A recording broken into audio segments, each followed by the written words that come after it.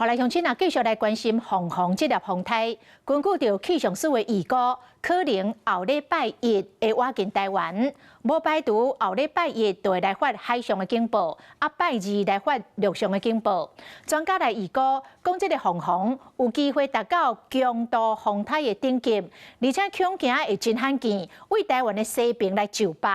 讲到时阵，风台的威力会真大。 北台湾才真无简单，无咧落雨，想要到好天的日子又搁要结束。周一开始到下周四这段时间，因为受到东北季风还有第26号台风凤凰的外围环流或台风的影响，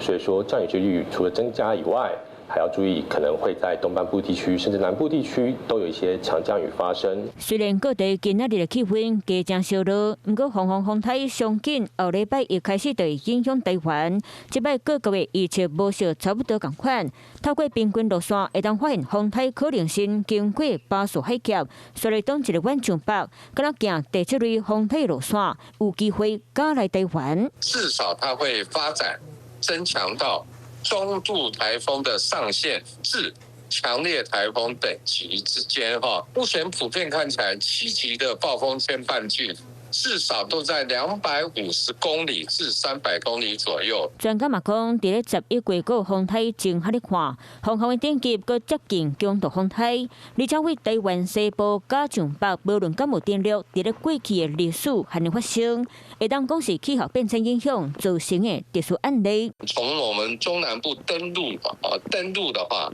那又破了过去100年的记录全球气候变迁的过程当中， 常常使得西北太平洋的海温增强，更有利于这些热带劳动的生成。风台若是愈加愈大粒，可能双警报就会当做发，尤其拜2、拜3，还有东北季风增强，和东台湾的落雨量会真惊人。若敢会产生强暴效应，还阁继续观察。